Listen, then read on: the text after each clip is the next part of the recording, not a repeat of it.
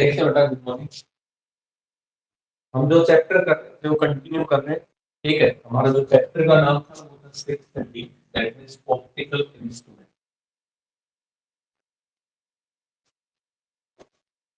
Optical instrument, और इसमें हमने सिंपल माइक्रोस्कोप पढ़ लिया। ठीक है, कंपाउंड माइक्रोस्कोप पढ़ लिया। अब जो बारी है वो है एस्ट्रोनॉमिकल टेलीस्कोप। ठीक है, टेलीस्कोप बेसिकली क्या होता है, जो फार ऑब्जेक्ट्स होते हैं, जो दूर ऑब्जेक्ट होते हैं, उनको देखने के लिए यूटिलाइज किया जाता है। ठीक है, उसको हम बोलते हैं telescope. Telescope are of two types. First one is terrestrial telescope and second one is astronomical telescope.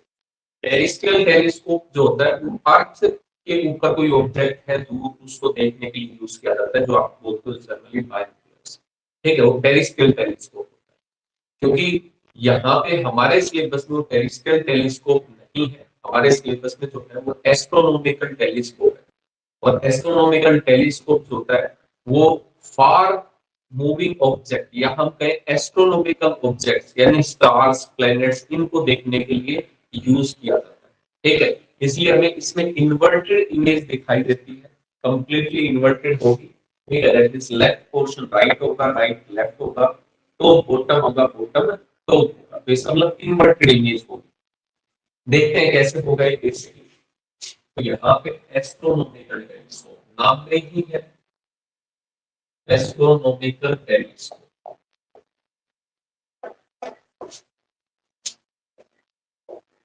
अब एक सिंगल जो लेंस है उसके पास में इतनी कैपेसिटी नहीं होती। ठीक है, इतना मैग्निफिकेशन है वो नहीं दिखा सकते, यानी दूर के ऑब्जेक्ट को नजदीक करके। तो यहाँ पे भी हम कॉम्बिनेशन ऑफ लेंस ही यूज करेंगे, that means it is also the combination of two lenses. अब जो ऑब्जेक्ट साइड में होगा उसे हम क्या बोलेंगे, ऑब्जेक्टिव लेंस, और जो आई की साइड में होगा उसे हम क्या बोलेंगे, आई लेंस। क्लियर हो गया? तो यहाँ पे भी बेसिकली क्या होता है, दो टाइप के होते हैं लेंसेज। ठीक है, objective lens and second one is eyepiece lens. इनकी कैरेक्टरिस्टिक्स देखते हैं, फिर इसके डायग्राम पे आएंगे। यहाँ पे अगर हम कैरेक्टरिस्टिक्स देखें तो बेसिकली टेलीस्कोप की डेफिनेशन मैंने क्या बताई आपको, telescope is an optical instrument which is used for observing, ठीक है, for observing distinct images of heavenly bodies like star, planets, etc. यानी हम ऑब्जर्व करेंगे हाईली, जो डिस्टेंस पे है, जो ज्यादा डिस्टिंक्ट ऑब्जेक्ट है, डिस्टिंक्ट इमेज है किसी स्टार या प्लैनेट्स की, उनको देखने के लिए यूज किया जाता है। ठीक है, तो फार ऑब्जेक्ट्स को देखने के लिए जो यूज किया जाएगा सिंपल लैंग्वेज, फार ऑब्जेक्ट्स उनको देखने के लिए यूज किया जाता है, क्या बोलते हैं, astronomical telescope. It is the combination of two lenses, first one is objective lens,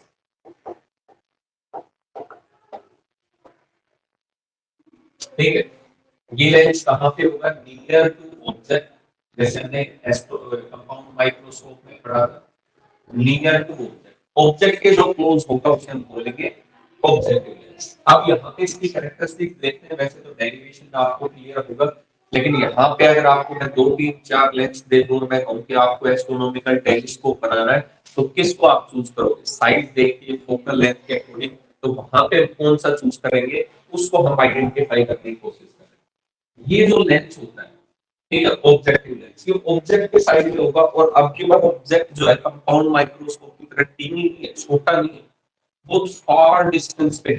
ठीक है, तो इसका मतलब बहुत दूर है, तो हमें लार्जर अपर्चर चाहिए, ज्यादा, ताकि उस प्लेनेट से, स्टार से हमें ज्यादा लाइट आए, और ज्यादा लाइट आएगी तभी हम उसके बारे में इमेज प्रोडिक्शन यानी क्लियर इमेज देखने की कोशिश कर पाएंगे। अगर लाइट ही बहुत कम आएगी तो इसका मतलब आपको डल इमेज दिखाई देगी, यानी डार्कनेस ज्यादा दिखाई देगा, और ज्यादा डार्कनेस होगा इसका मतलब क्लियर इमेज नहीं। क्लियर हो गया? तो यहाँ पे ऑब्जेक्टिव लेंस होता है, उसका साइज जो होगा, जिसको हम जनरली लिखते हैं aperture, aperture of objective lens must be large. जितना ज्यादा साइज में बड़ा होगा उतना ज्यादा रखेगा ये अच्छा, तो इसका मतलब साइज या अपर्चर की वैल्यू क्या होनी चाहिए, ज्यादा। दूसरा, इसकी जो फोकल लेंथ होगी F low, focal length of objective lens, वो भी क्या होगी यहाँ पे, ज्यादा। क्लियर हो गया? तो फोकल लेंथ भी क्या होती है, ज्यादा होगी, साइज या अपर्चर भी क्या होगा यहाँ पे, ज्यादा। क्लियर हो गया? तो दोनों चीजें ध्यान रखिए, अगर वहां पे लेंस है और लेंस को हम चूज कर रहे हैं तो वहां पे अपर्चर का साइज बड़ा होना चाहिए, वो ऑब्जेक्टिव लेंस होगा, फोकल लेंथ भी ज्यादा हो तो वो अच्छा रहेगा। सेकंड जो लेंस है इसमें वो होता है आई पीस लेंस, जो हमारी आईज के साइड में, आई पीस लेंस,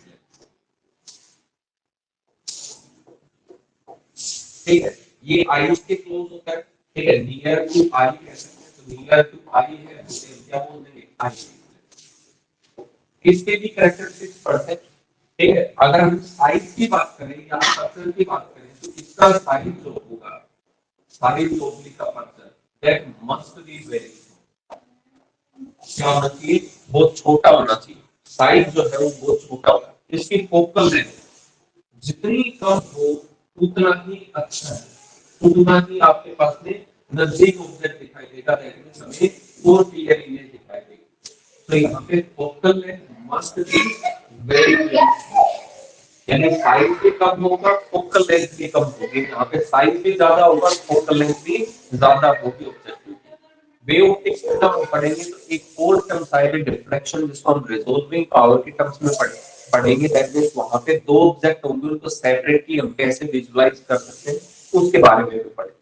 क्लियर हो गया? तो यहाँ की ये टर्म्स है, इसकी कैरेक्टरिस्टिक्स थी। एस्ट्रोनॉमिकल टेलीस्कोप क्या होता है, बेसिकली जो फार डिस्टिंक्ट इमेजेस हमें देखने को मिलती है लाइक स्टार्स और प्लैनेट के, उसको ऑप्टिकल इंस्ट्रूमेंट जो यूज किया जाता है that is called astronomical telescope. दूर के ऑब्जेक्ट को देखने के लिए, दूर मतलब यहाँ पे अर्थ सरफेस के लिए नहीं, प्लैनेट के एस्ट्रोनॉमिकल ऑब्जेक्ट को देखने के लिए। ऑब्जेक्टिव लेंस होता है एक आईपीस लेंस, जो आईज के क्लोज होगा आईपीस, ऑब्जेक्टिव जो होगा ऑब्जेक्टिव। ऑब्जेक्टिव का साइज भी बड़ा होना चाहिए, उसकी फोकल लेंथ भी ज्यादा होनी चाहिए, आईपीस का साइज भी स्मॉल होना चाहिए और फोकल लेंथ भी कम होनी चाहिए। अब आप इसके डायग्राम में ही काम कैसे करेगा, कैसे हमें इमेज दिखाने में देखते हैं।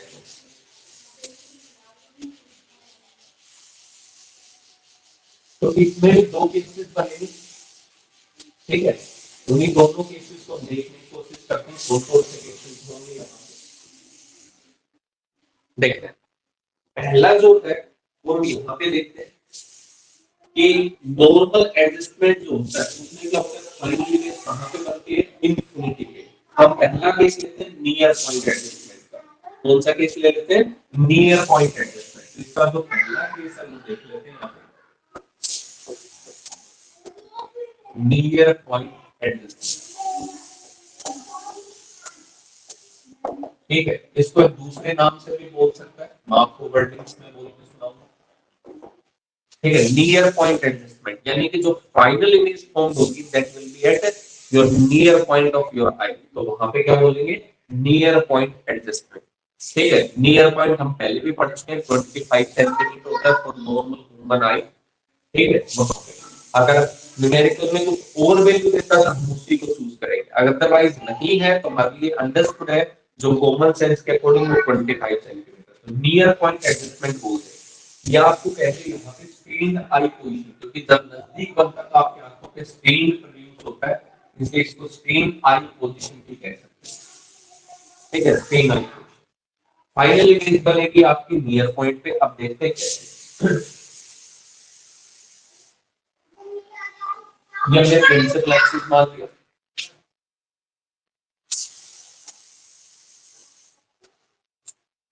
ये हमने एक लेंस कंसीडर कर लिया, ठीक है। थोड़ा मिड में देखते हैं,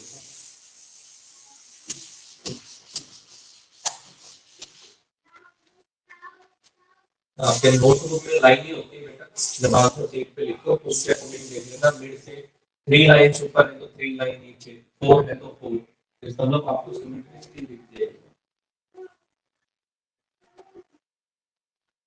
ठीक है। ये लेंस कंसीडर किया हमने, ये इसका ऑप्टिकल सेंटर हो गया, जिसको हम कहते हैं C1, ठीक है, C1 सेंटर। यहाँ पे रेज आई, ये ऑब्जेक्टिव लेंस है क्योंकि ये ऑब्जेक्ट के साइड होता है, इसलिए हम इसको क्या बोल देते हैं, ऑब्जेक्टिव लेंस।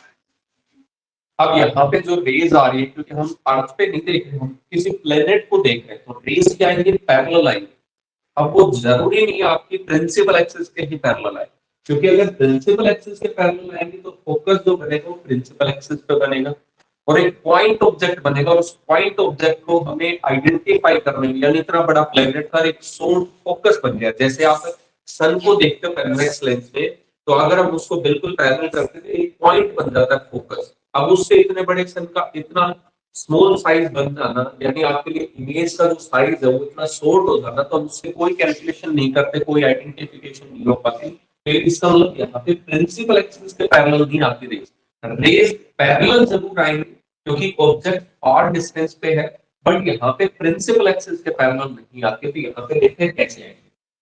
कुछ एंगल फॉर्मेशन होता है, जैसे हम किसी प्लेनेट को देख रहे हैं, सपोज करते हैं यही है, ठीक है, तो थोड़ा सा इंक्लिनेशन होता है कि हम उस प्लेनेट को देख रहे हैं या स्टार को देखते हैं, क्योंकि होरिजन के एक्सेस पे आपको कोई भी दिखाई नहीं देगा।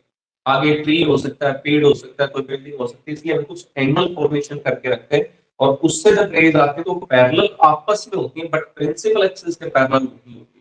तो ये कैसे दिखेगा आपको, वो देखते हैं कि यहां से ये रेज, एक रेज या एक रेज या, ठीक है, ये तीन रेज में दिखा रहा हूं, तीन रेज आ रही है यहाँ पे। जो भी ऑब्जेक्ट कहाँ पे होगा, एस्ट्रोनॉमिकल ऑब्जेक्ट जो होते हैं वो दूर होते हैं, मतलब इंफिनिटी के नियर अबाउट हम मान लें, तो ये जो रेज आएंगी they are parallel to each other but not parallel to the principal axis, so it make an angle of theta with principal axis. अगर इसने थीटा बनाया तो हॉरिजॉन्टल लेवल से हम देखेंगे तो इसका भी थीटा बनेगा, इसका भी थीटा बनेगा, तो इसका मतलब थीटा की वैल्यू यहाँ पे तीनों से सेम फॉर्मेशन। अब जो रेस पैरेलल आती है वो आपको रिफ्लेक्शन कहाँ पे मेक करेंगे, फोकस पे, क्योंकि ये कन्वर्जिंग लेंस है। तो यहाँ पे हम ये प्रिंसिपल एक्सिस के ऊपर फोकस नहीं फॉर्मेशन करेगा, जो रेस सेंटर से पास होती है वो बिल्कुल स्ट्रेट पास होती है। अब यहाँ पे ये रेस भी कन्वर्ज होगी, ठीक है, इस पॉइंट पे ये रेज भी कन्वर्ज हुई यहाँ पे इस पॉइंट पे, ऐसी ही रेज आएगी, ठीक है, और यहाँ पे आपका क्या बनेगा, इमेज फॉर्मेशन, क्या बनेगी, इमेज, और इसको हमने नाम दे दिया ए डैश एंड बी। इसका मतलब इस लेंस का काम था जो रेज आ रही थी उनको कन्वर्स कर दिया, कन्वर्स करने के बाद में इन्होंने फोकस पे गिर करा दिया और ये फोकस पॉइंट इमेज बन गई ए डैश एंड बी डैश। यहां तक हमारा क्लियर। अब दूसरा लेंस आता है, ठीक है, आप जब भी बनाओगे डायग्राम को तो मैं थोड़ा हिंट देता हूँ आप कैसे नीट एंड क्लीन बनाने की कोशिश करोगे। तो यहाँ पे जो सेंटर वाली लाइन है, इस सेंटर वाली लाइन को आप थोड़ा सा इस प्रिंसिपल एक्सिस से कम ही एंगल बनाना है और स्केल की हेल्प से रेज सीधी चल गया कि जहां पे आपको इमेज बनानी है वहां पे बना लेना। ये रेज इसके पैरेलल होंगी, जहां पे इमेज बना रहे हैं वहां पे कन्वर्ट करते हैं, ठीक है, क्योंकि जो सेकंड लेंस होगा वो हमारा साइज में छोटा है, ठीक है, साइज में क्या होगा, स्मॉलर होगा। तो यहाँ पे हम सेकंड लेंस को लेके आते हैं, थोड़ा सा मैं सेपरेशन पे दिखाता हूँ ताकि डायग्राम आपको क्लियर दिखे।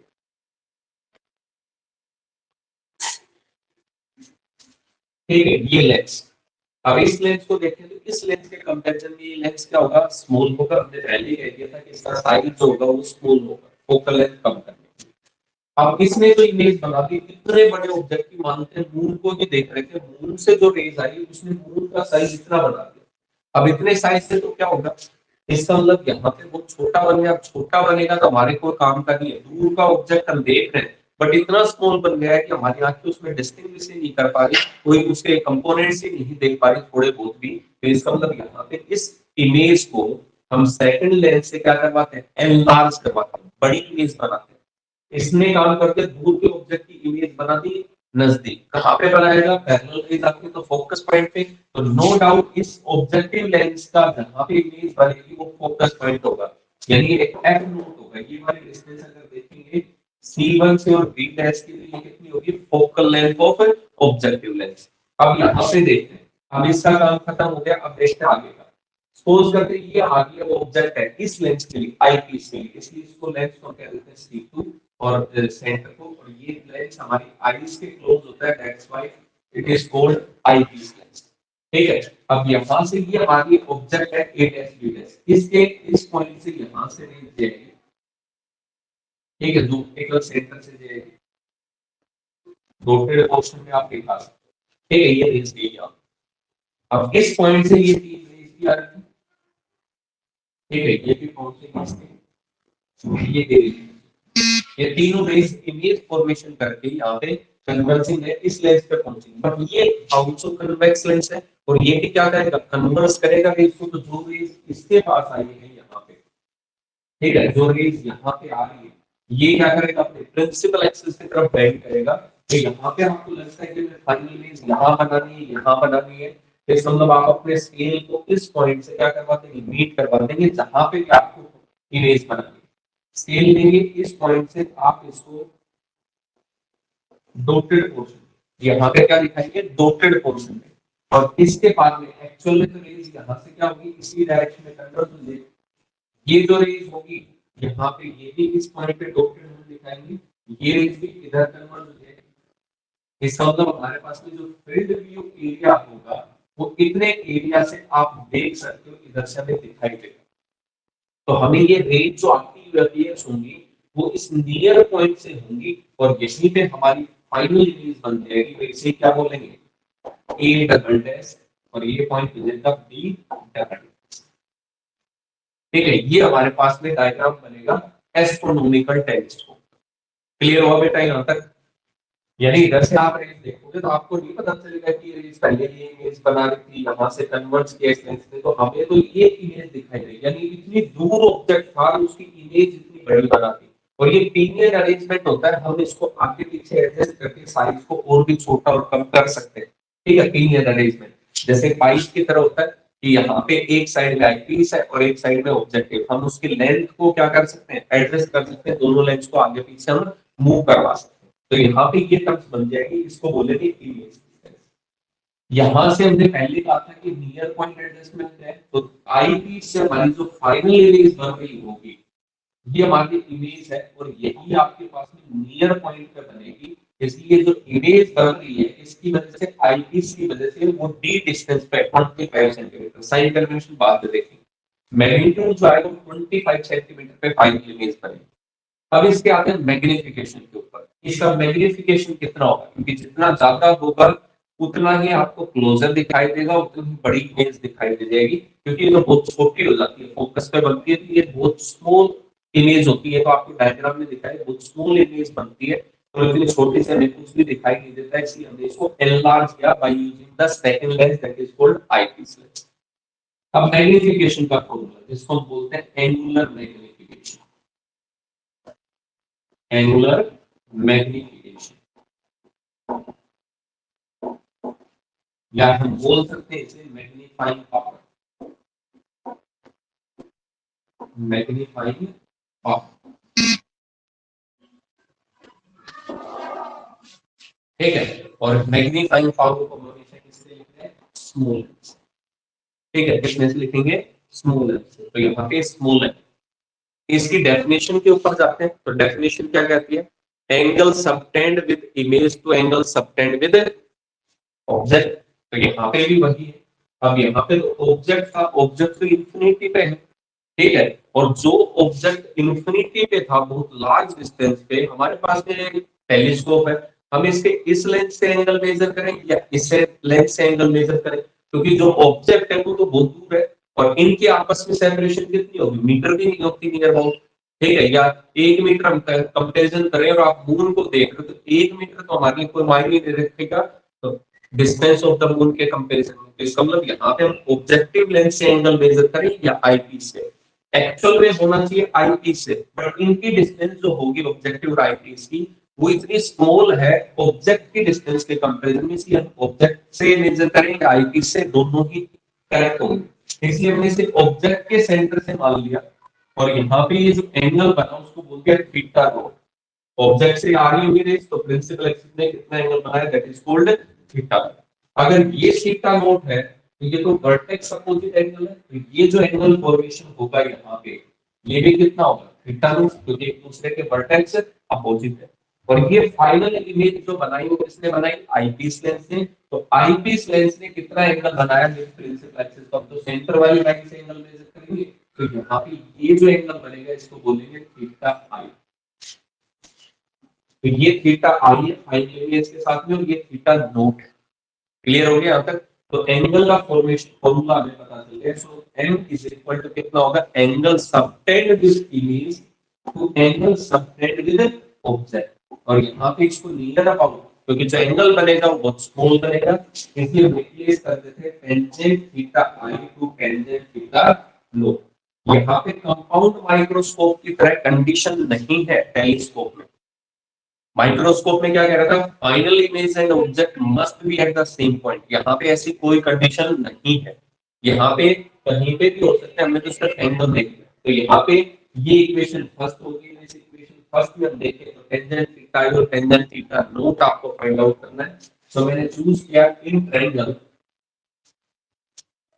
C1, ये वाला फर्स्ट का centre A dash and B dash, A dash and B dash, इस वाले से। तो क्योंकि ये एंगल कितना होगा, टेंजेंट थीटा नो, और हमें टेंजेंट फाइंड आउट करना है, तो इसके सामने क्या होगा, A डैश B डैश। तो यहाँ पे टेंजेंट थीटा नो जो था परपेंडिकुलर अपॉन में बेस, जिसको हम लिखेंगे A dash B dash upon में, यहाँ से कितने डिस्टेंस होगी, C1 से और B डैश। तो यहाँ पे वैल्यू आएगी C1 B डैश।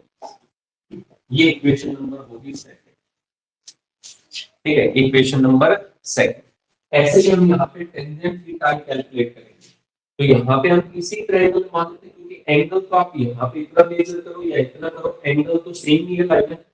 इसका मतलब हम छोटे वाले ट्रायंगल चूज करते हैं, in triangle C2 A dash and B dash.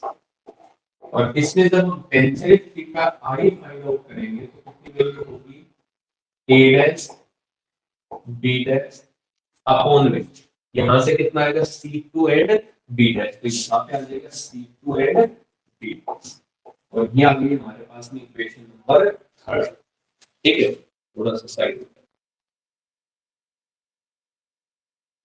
तो यहाँ पे जो वैल्यू आ गई हमारी A dash B dash upon में C2 B डैश। क्लियर हुआ यहाँ तक? तो डाउट नहीं है किसी को, ठीक है। बुक में कोई भी एंगल हो, हम एंगल में इमेज पे एंगल में ऑब्जेक्ट ही लेते हैं, यहाँ पे वही टर्म्स लेते हैं। क्लियर हो गया? देखते हैं बात। अब इन दोनों की वैल्यू इक्वेशन सेकंड और जो थर्ड है उसकी वैल्यू हम इसमें पुट कर देंगे इक्वेशन नंबर फर्स्ट में। तो हमारे पास में टर्म्स आ जाएगी, ठीक है। फ्रॉम इक्वेशन फर्स्ट लिख लेता हूं, यहाँ पे magnification. So m is equal to tangent theta, tangent theta ये हमें पता है A dash B dash upon में C2 B डैश। और यहाँ पे टेंजेंट थीटा रूट को डिनोमिनेटर में लिखेंगे, तो डिनोमिनेटर को मैंने रेसिप्रोकल कर दिया, कितना लिख दिया, C1 B डैश अपॉन में A dash and B dash. A dash B dash ये कैंसिल हो गया। C1 B डैश जो है उसकी वैल्यू आपको पता है कि सेंटर से हम कहां तक की डिस्टेंस देख रहे हैं, B डैश की। तो इस लेंस ने C1 से और B डैश तक देखा, तो ये जो डिस्टेंस होगी, ये डिस्टेंस कितनी कहलाएगी, यहाँ पे focal length of the objective lens. तो हम यहाँ पे इसको F नोट लिख सकते हैं।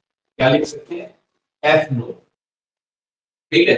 राइट साइड में डिस्टेंस है, सेंटर से आप किधर जा रहे हो, राइट साइड में, तो पॉजिटिव आएगी। इसका मतलब इसकी जो डिस्टेंस आई वो इक्वल टू फोकल लेंथ आई, बट वो पॉजिटिव है इसमें। तो यहाँ पे C1 B डैश जो होगा वो पॉजिटिव हमने लिख दिया, क्योंकि इंफिनिटी से पैरेलल के साथ कंप्लीमेंट करके फोकस पे, हालांकि ये प्रिंसिपल एक्सिस के पैरेलल नहीं थी, इसलिए इसने कुछ साइड ऑफ इमेज फॉर्मेशन का पॉइंट की वजह।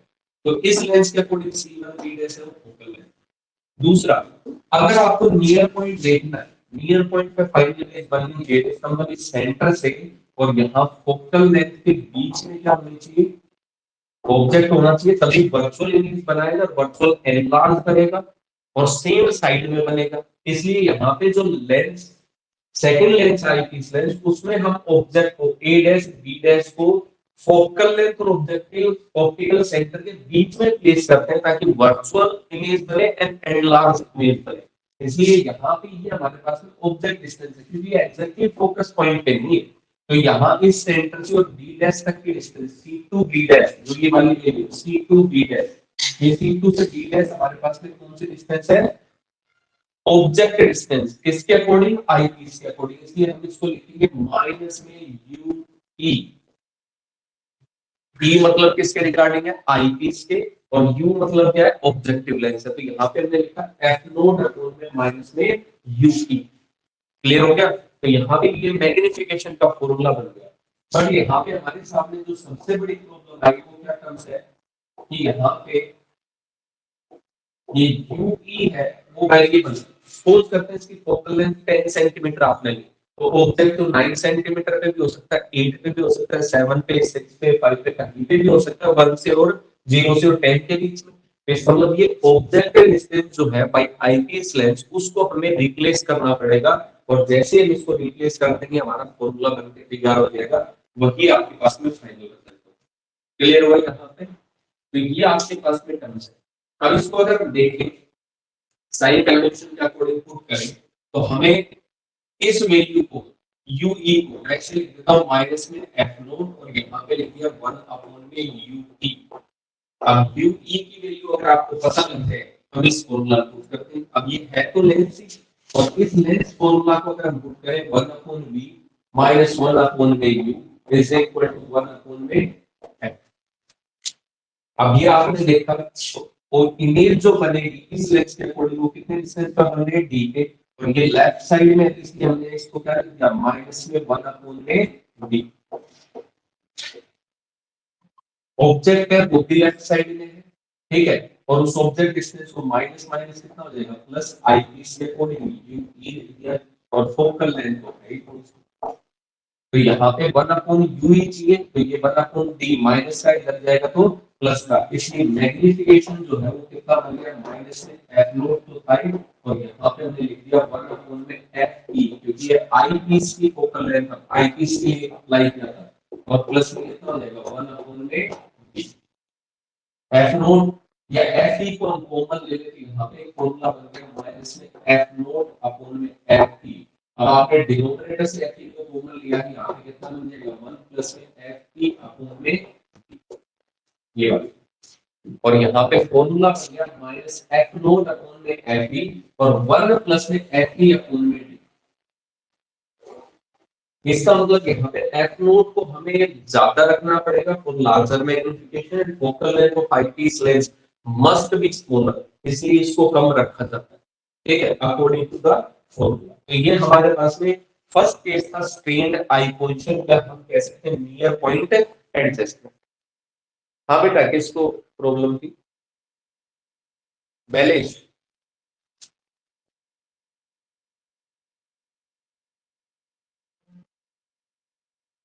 ओके ठीक है बेटा, तो ये हमारा फर्स्ट केस था, ठीक है, किसी को डाउट है तो इसमें पूछ सकता है। सेकंड केस इससे भी आसान है, जिसमें हम फाइनली केस इंफिनिटी पे बनाएंगे, उसमें कोई भी प्रॉब्लम नहीं आएगी, बहुत अच्छे से समझ में आ जाएगा। इसका भी शॉर्ट वर्जन है, ठीक है, इससे भी ज्यादा इजी डेरिवेशन, इसलिए मैंने फर्स्ट प्रायोरिटी में इसको लिया ताकि अच्छे से हम कर पाए। किसी को डाउट है बेटा इसमें? ठीक है, कोई मैसेज कर सकते हो आपको डाउट आता है, ठीक है। अब दूसरा केस देखते हैं जो पूछा जाता है और ज्यादातर हम रिजल्ट उसी का यूज करते हैं फॉर न्यूमेरिकल पर्पस के लिए, ठीक है। देखते हैं कौन सी केस है। डायग्राम में बहुत मामूली सा चेंज आएगा, इसलिए डायग्राम भी दोबारा से एक बार रिपीट हो जाएगा, जो बच्चे पहले ध्यान नहीं दे पाए। देखिए सेकंड केस एस्ट्रोनॉमिकल टेलीस्कोप है, एस्ट्रोनॉमिकल टेलीस्कोप,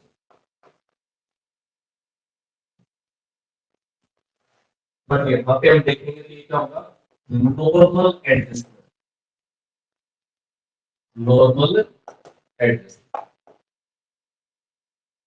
अब नॉर्मल एडजस्टमेंट अगर देखेंगे इस पॉइंट पे तो क्या होगा, यहाँ पे फाइनल इमेज जो है वो आपकी कहाँ पे बनेगी इनफिनिटी, या इसको कहते हैं जब रेज आपकी इनफिनिटी से आ रही हो तो इमेज आप कहीं पे देख सकते हो, जैसे मून को हम काफी लॉन्ग डिस्टेंस से देख सकते हैं आराम से काफी देर तक, क्योंकि रेज जो होती है बहुत दूर से आती है तो हमारी आंखों पे स्ट्रेन प्रोड्यूस नहीं होता, नजदीक से देखते हैं तो हमारी आंखों पे ज्यादा स्ट्रेन प्रोड्यूस होता है, ठीक है, क्योंकि कंपाउंड माइक्रोस्कोप की तरह हमारी आंखों का जो लेंस होगा उसका साइज क्या करना पड़ेगा, बस छोटा, नजदीक से देख रहे हो, दूर से देख रहे हैं तो हमें ज्यादा अपर्चर, इसका मतलब हमारी आंखें आराम से रिलैक्स मोड में रहती हैं, इसलिए हमें स्क्रीन प्रोड्यूस नहीं होता। तो finally case is at infinity कहें, या आपके पास में कहते हैं नॉर्मल एडजस्टमेंट पोजीशन, ठीक है, या आपको कहते हैं रिलैक्स आई पोजीशन, ये तीनों केस इसी केस पे होंगे जो आप पढ़ने वाले।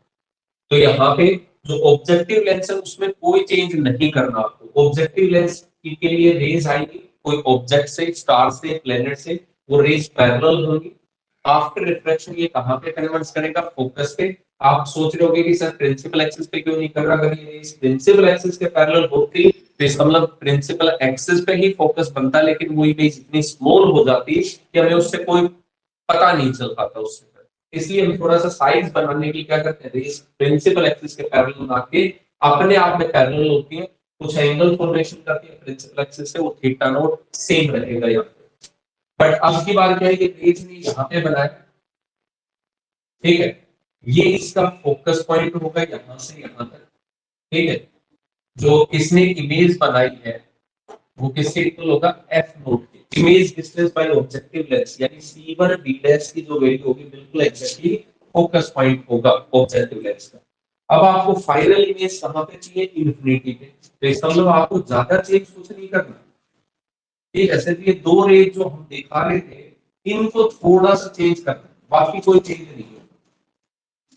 यहां तक बिल्कुल डायग्राम सही बनेगा, सेम बनेगा, कोई डिफरेंस नहीं। एक रेज जो प्रिंसिपल एक ऑप्टिकल सेंटर से पास होगी वो स्ट्रेट जाएगी। अब रेज हमें आती हुई अपीयर्स होंगी कहां पे? इंफिनिटी से। तो ये जो दो रेज है उनको इस सेंटर वाली लाइन पे पैरेलल आप रखेंगे और पैरेलल रखते ही यहाँ पे ऐसे इनको पैरेलल दिखाना है। इधर आपको इंफिनिटी से आती हुई अपीयर्स होंगी, इधर आप इनको डायरेक्टली कन्वर्ट करवाएंगे। ये एक्चुअल में रेज जो होंगी वो इसका मतलब इस रिलैक्स पोजीशन पे आपका फ्रिंज एरिया भी थोड़ा सा कम हो जाता है, ठीक है। यहाँ पे सिंपल सा पॉइंट। लेकिन आपको रेज कहां से आती हुई अपीयर्स होती है? इंफिनिटी से। और इंफिनिटी से होती है तो इसका मतलब क्या होगा? आपके रिलैक्स आई पोजीशन। और जहां पे आप देखना चाह रहे हो, आपकी आईज की एबिलिटी है कि हम मून को थोड़ी देर अगर ध्यान से देखें तो हमें लगता है कि हम मून के बहुत क्लोज है, ठीक है। अगर साइड का हम एक्सपेक्टेशन ना करें और साइड का व्यू के साथ में देखेंगे तो आपको बहुत दूर नजर आता है। तो इसका मतलब यहाँ पे सिर्फ रेस का इफेक्ट होता है, इमेज तो आपको दिखाई देती है। इसका मतलब ये इमेज कहाँ पे बन रही है? हमारी नियर पॉइंट पे, ठीक है। साइज में काफी बड़ी होगी, इसका मतलब यहाँ पे वी आईपीस के अकॉर्डिंग। लेकिन यहाँ पे जो इमेज बनी ऑब्जेक्टिव के अकॉर्डिंग, आपकी बारी सेकंड लेंस के लिए कहाँ पे होगा? एग्जैक्टली फोकस पॉइंट पे। क्योंकि जब आप फोकस पॉइंट पे ऑब्जेक्ट को प्लेस करते हैं तभी रेस क्या बनती है? पैरेलल बनती है। इसका मतलब यहाँ पे अब की बार ये जो डिस्टेंस होगी, जो ऑब्जेक्ट डिस्टेंस होगी आईपीस के अकॉर्डिंग, वो कहाँ पे होगा? फोकल लेंथ होगा eyepiece. U e is equal to कितना होगा? एफ ई ओ। क्लियर हो गया ये वाला पॉइंट? अब यहाँ पे अगर हम देखते हैं इस वाले पॉइंट को, तो मैग्नीफिकेशन जो होगा वो सेम फॉर्मूला, बस आपको रेस को पैरेलल करना है। सेकंड केस वही, थीटा ई अपॉन में theta naught is equal to tangent theta E upon में tangent theta naught. Same angle formation होंगे, सेम इक्वेशन सेकंड और सेम इक्वेशन नंबर थर्ड। आप जब इसे चूज करोगे, कैंसिल आउट करोगे, फर्स्ट इक्वेशन में वैल्यू पुट करेंगे तो A dash B dash A dash B dash cancel out हो जाएगा। और यहाँ पे c1 जो b डैश है,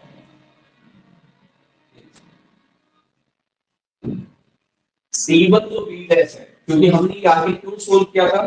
क्योंकि पहले जो ऑब्जेक्ट था वो फोकस पॉइंट और ऑप्टिकल सेंटर के बीच में था, लेकिन अब एग्जैक्टली कहां पे है? फोकस पॉइंट पे। तो कैलकुलेट करने की जरूरत नहीं है focal length of the eyepiece lens, वो तो हमें पता ही है। इसका मतलब यहाँ पे इसको डायरेक्टली आप कितना लिख सकते हो? यूई की बजाय कितना लिखेंगे? एफ नोट इस वाले केस में। तो हमारा मैग्निफिकेशन जो होगा आगे इससे नीचे सोल्व करने की जरूरत नहीं है आपको। ये नीचे वाला पोर्शन यहाँ पे हम देखेंगे तो माइनस में कितना हो जाएगा? एफ नोट, क्योंकि ये तो डिस्टेंस है आपकी बाई चांस फोकल लेंथ के इक्वल आ गई बट राइट साइड में। और ये जो आपकी डिस्टेंस होगी C2 B डैश वो ऑप्टिकल सेंटर के लेफ्ट में है, but equal to in magnitude किसके? फोकल लेंथ के। तो ऑब्जेक्ट डिस्टेंस इस साइड में थी इसलिए हमने इसको नेगेटिव लिखा। तो यहाँ पे फॉर्मूला क्या बनेगा? अगर फाइनल इमेज इंफिनिटी है तो एफ नोट अपॉन में एफ ई, यानी मैग्निफिकेशन जो होगा वो आपका ऑब्जेक्टिव लेंस की फोकल लेंथ कितनी थी और आईपीस की फोकल लेंथ कितनी है, उन दोनों के रेशियो के इक्वल होगा। क्लियर हो गया? तो यहाँ पे मैग्निफिकेशन जो होगा वो ये होगा एफ नोट अपॉन में एफ ई के टर्म्स में। इसलिए हम कहते हैं फोकल लेंथ ऑब्जेक्टिव की ज्यादा होनी चाहिए और आईपीस की कम होनी चाहिए। लेकिन यहाँ पे नेगेटिव साइन क्या इंडिकेट कर रहा है? कि जो आपकी फाइनल इमेज बनेगी वो क्या बनेगी? हमेशा इन्वर्टेड बनेगी, उल्टी बनेगी, ठीक है। लेफ्ट राइट राइट लेफ्ट, तो बॉटम के टर्म्स में। तो इसलिए यहाँ पे नेगेटिव साइन आएगा ही आएगा। क्योंकि इन्वर्टेड इमेज बनती है, चाहे कंपाउंड माइक्रोस्कोप हो या टेलीस्कोप हो, नेगेटिव साइन होगा। क्लियर हो बेटा? यहां तक किसी को डाउट है? इस केस में फाइनल इमेज टू इंफिनिटी में ये हम ट्राई करके नहीं देखेंगे, क्योंकि अब हमें कंफर्म है कि ऑब्जेक्ट जो है इस आईपीस से वो एग्जैक्टली फोकल लेंथ पे तभी इमेज पैरेलल हो रही है। तो इसका मतलब हमें यूई कैलकुलेट करने की जरूरत नहीं है, यूई की जगह हम कितना कर देंगे, एफ ही पुट कर देंगे, हमारा फॉर्मूला बन जाएगा। यहां तक क्लियर हुआ बेटा सभी को? कोई डाउट है तो आप पूछ सकते हैं इसमें।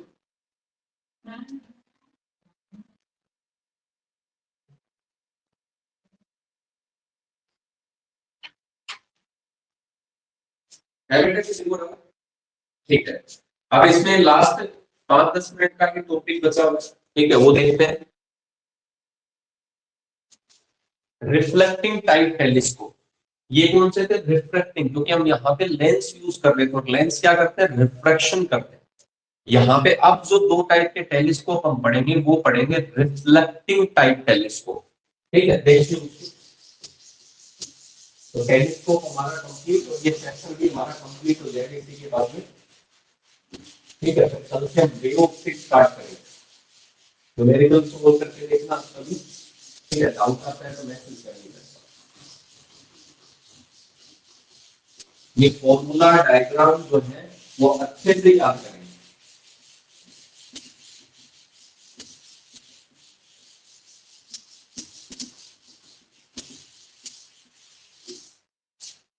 देखो reflecting type telescope, reflecting type telescope, इसका मतलब यहाँ पे हम लेंस ना यूज करके क्या यूज करेंगे? अब मिरर यूज करेंगे, वी विल यूज मिरर, इसलिए इनका नाम क्या हो जाता है? रिफ्लेक्टिंग टाइप टेलीस्कोप, ठीक है। पहला जो टाइप है वो है कैसे ग्रेडियंट टाइप।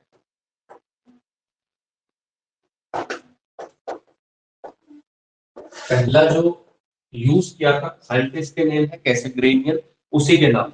दूसरा जो था वो न्यूटन के ऊपर है, इसलिए इसको न्यूटोनियन भी बोल देते हैं, न्यूटोनियन टाइप टेलीस्कोप। ये दो रिफ्लेक्टिंग टाइप टेलीस्कोप है, बहुत इजी है, फॉर्मूला भी इनमें कुछ भी नहीं है, ना डेरिवेशन है ना और कुछ, डायरेक्ट रिजल्ट याद रखते हैं। देखते हैं कैसे गिरेंगे, क्या करता है। कहता है कि इसने कनकेव मिरर यूज किया, क्या यूज किया? कनकेव मिरर, साइज में काफी लार्जर था, ठीक है, बड़ा था, इसके रेडियस ऑफ कर्वेचर, ये मिरर, ठीक है। इस साइड से रेज आएगी, इसलिए ये साइड बची है पॉलिश्ड है, रिफ्लेक्टिंग टाइप है।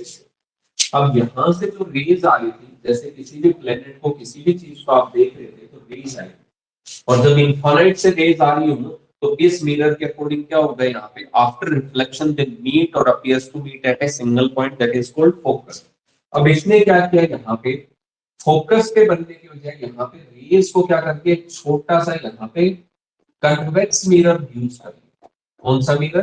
कन्वेक्स। अब ये डाइवर्जिंग मिरर होता है, अगर मैं पहले से ही डाइवर्जिंग रेज इनको दे रहा हूँ तो ये क्या कर देगा? कन्वर्स, और कन्वर्जिंग देता तो क्या कर देता? डाइवर्स। इसका मतलब यहाँ पे इस मिरर से ये रेज टकराएंगे, नॉर्मल हम ड्रॉ करेंगे तो यहाँ पे रेज आ रहा है, ठीक है, आफ्टर रिफ्लेक्शन इस पॉइंट पे यहाँ पे रेज है, ठीक है। और यहाँ पे इसके सेंटर में एक छोटा सा होल होता है,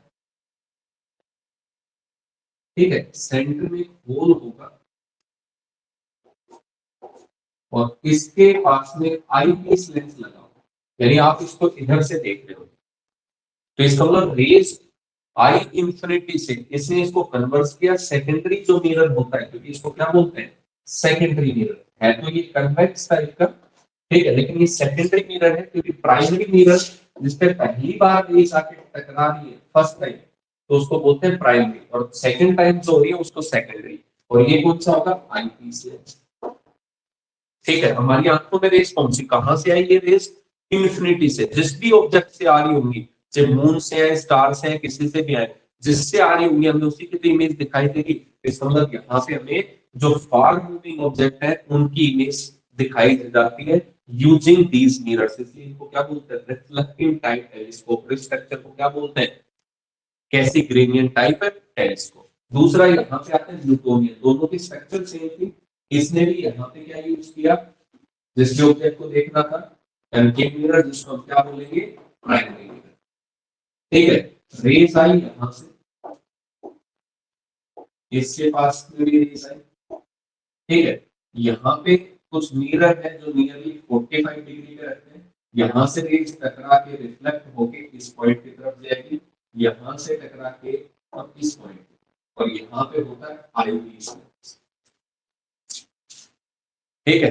रेज आई, जो भी ऑब्जेक्ट था, जिस भी ऑब्जेक्ट से रेज आ रही थी, ठीक है, वहां से रेज आएंगी, यहाँ पे सेकेंडरी मिरर कर्व लेने की बजाय उसने क्या ले लिया, प्लेन मिरर ले लिया और उसको रिफ्लेक्ट करके एक एंगल पे आईपीस लेंस में फोकस करवा दिया। इस टाइप के टेलीस्कोप को क्या बोल देते हैं, Newtonian type telescope, Newtonian type, ठीक है।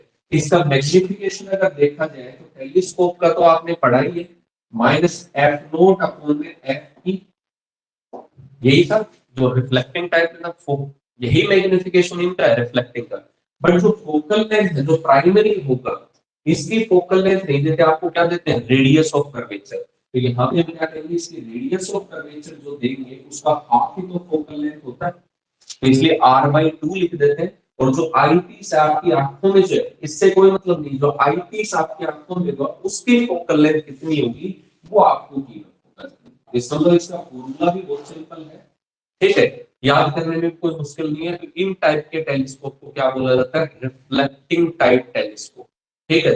और ये भी यूज किए जाते हैं, ठीक है, यूएसए में सबसे बड़ा है, लेकिन हम इसकी बजाय न्यूटोनियन टाइप को प्रेफरेंस देते हैं। उसके पीछे रीजन क्या है कि यहाँ पे प्राइमरी में आपको एक मिरर में होल करना होता है माइन्यूट, जैसे पूरा का पूरा 3D था तो बीच में क्या करना पड़ेगा, होल, और होल से ग्लासेस जो है बहुत जल्दी क्रैक हो जाते हैं, टूट सकते हैं, अच्छा रिजल्ट नहीं देखने को मिलता है, इसलिए इसको कम प्रीफर किया जाता है, न्यूटोनियन को ज्यादा किया जाता है, ठीक है। बाकी दोनों ही सेम पर्पस के लिए बनाए, बस होल की वजह से यहाँ पे थोड़ा सा डिफिकल्टी हो जाती है, बाकी ऐसा कुछ नहीं। क्लियर हो गया। तो यहाँ पे इनको बोलते हैं रिफ्लेक्टिंग टाइप टेलीस्कोप। आपसे एडवांटेज डिसएडवांटेज पूछ सकते हैं, सुनिए। मिरर जो होता है उसमें एक साइड क्या होती है, पॉलिश होती है, तो पॉलिश साइड को कभी जरूरत ही नहीं है, तो पॉलिश एक बार कर दी, जरूरत नहीं है। इन पे धूल मिट्टी वगैरह जो होगी वो ज्यादा जिम्मेगी। जैसे हम लेंस यूज कर रहे थे रिफ्रैक्टिंग, तो लेंस के तो दोनों साइड में आपको क्लीन करना पड़ेगा। अगर एक साइड में भी डस्ट आ गई या कोई सरफेस क्लीन नहीं है तो इसका मतलब इमेज आपको ब्लर दिखाई देगी। और यहाँ पे हमें सिर्फ एक साइड को ही ग्राइंडिंग और पॉलिशिंग करना पड़ता है। मिरर का जो वेट होता है वो काफी कम होता है कंपेरेटिवली टू लेंस, इसलिए भी रिफ्लेक्टिंग टाइप टेलीस्कोप को प्रीफरेंस दिया जाता है। Refracting type telescope that means lens में जब रेज पास होती है तो उनकी वेवलेंथ में चेंजेस होता है, यानी उनमें क्रोमेटिक अब्रेशन आता है, यानी कलर का डिफेक्ट आ सकता है। आप जब देखते हो तो जो कलर होगा उसका एक्चुअल कलर दिखाई नहीं देगा, क्योंकि लेंस से पास होते हैं, रिफ्रैक्टिव इंडेक्स चेंज होता है, रिफ्रैक्टिव इंडेक्स में स्पीड, उसकी वजह से वेवलेंथ, तो इसका मतलब वहां पे क्रोमेटिक होता है। लेकिन यहाँ पे ऐसा क्रोमेटिक कोई नहीं होता, क्योंकि ये रिफ्लेक्शन पे बेस काम करते हैं, मीडियम चेंज ही नहीं हो रहा, ठीक है। यहाँ पे ये हो सकता है कि क्रोमेटिक ऑपरेशन, उसको हम थोड़ा सा कंट्रोल कर सकते हैं by using the suitable size of the primary mirror, ठीक है। तो इसलिए रिफ्लेक्टिंग टाइप टेलीस्कोप को प्रेफरेंस दी जाती है रिफ्रैक्टिंग टाइप के, लेकिन इनको मेंटेन करना मुश्किल है, वो आसानी से वो पिनियन अरेंजमेंट में एडजस्ट हो जाते हैं। यहाँ पे मिरर जो है वो ऐसा अरेंजमेंट नहीं हो पाती, इसका मतलब इनको हैंडल करना या इनको एक जगह से दूसरी जगह ले जाना काफी डिफिकल्ट टास्क होता है। क्लियर हो गया। तो इसलिए रिफ्लेक्टिंग टाइप टेलीस्कोप भी अच्छे होते हैं और रिफ्रैक्टिंग, ज्यादा प्रेफरेंस हम देते हैं रिफ्लेक्टिंग टाइप टेलीस्कोप, बट ये मूवेबल नहीं होती, इसलिए इजी टू यूज जो है वो रिफ्रैक्टिंग टाइप टेलीस्कोप होते हैं, इसलिए उनको प्रेफरेंस मिल जाता है। क्लियर हो गया बेटा, समझ में आया, ठीक है। बाकी ये नोट्स आपके पास में सभी के पास में है, ठीक है। अच्छे से तैयारी करना ऑप्टिकल इंस्ट्रूमेंट से। एक क्वेश्चन जो है इसमें कंपाउंड माइक्रोस्कोप, सिंपल माइक्रोस्कोप या टेलीस्कोप जो आज हमने पढ़ा, उनमें से ये मान के चलेंगे कि एक क्वेश्चन 3 to 5 मार्क्स का 100% श्योर, ठीक है। तो आप इनकी प्रैक्टिस करेंगे, कोई डाउट है तो मैसेज कर दें, ठीक है। Thank you, have a nice day.